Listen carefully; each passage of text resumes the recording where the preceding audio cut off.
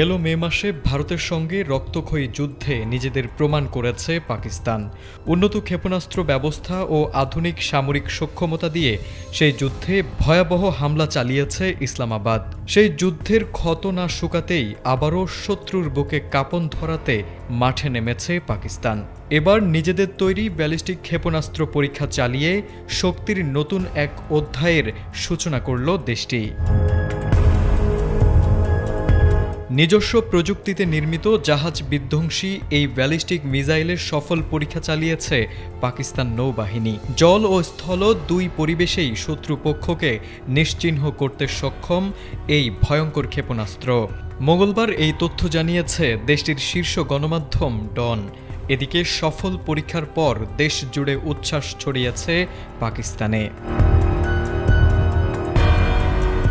দেশটির আইএসপিআর জানিয়েছে, অত্যাধুনিক নির্দেশনা ব্যবস্থা এবং উন্নত কৌশলগত বৈশিষ্ট্য দিয়ে সাজানো এই ক্ষেপণাস্ত্র পাকিস্তানের প্রতিরক্ষা সক্ষমতাকে এক নতুন উচ্চতায় পৌঁছে দিয়েছে।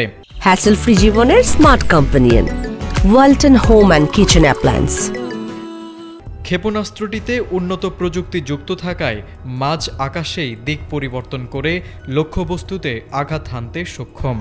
ভয়ঙ্কর এই মিসাইলটি পরীক্ষার সময় উপস্থিত ছিলেন নৌবাহিনীর প্রধান সহ বিজ্ঞানী ও প্রকৌশলীরা, যাদের সামনেই ইতিহাস সৃষ্টি করল পাকিস্তান। এই সফল পরীক্ষাকে জাতীয় স্বার্থ রক্ষায় পাকিস্তান নৌবাহিনীর অটল প্রতিশ্রুতির প্রমাণ বলে আখ্যা দিয়েছে আইএসপিআর। সংস্থাটি আরও দাবি করেছে, শত্রুপক্ষের অত্যাধুনিক রাডারও সহজে ফাঁকি দিতে পারে ক্ষেপণাস্ত্রটি। ফলে সমুদ্রসীমা কিংবা উপকূলে পাকিস্তানের নিরাপত্তা বলয় আরও শক্তিশালী হয়ে উঠবে বলে মনে করছেন বিশ্লেষকরা। এদিকে ইসলামাবাদ বলছে, বহরে যুক্ত হলে নৌশক্তির কাঠামোই বদলে দেবে নতুন এই ব্যালিস্টিক মিসাইল। মাত্র 2 মাস আগে দেশীয় প্রযুক্তিতে তৈরি ক্রুজ মিসাইল ফাতা-4 এর সফল পরীক্ষা চালিয়েছিল পাকিস্তান, যার পাল্লা ছিল 750 কিলোমিটার। ধারাবাহিক এসব উন্নয়ন পাকিস্তানের সামরিক অগ্রযাত্রাকে নতুন মাত্রা দিচ্ছে বলেও দাবি করছে ইসলামাবাদ।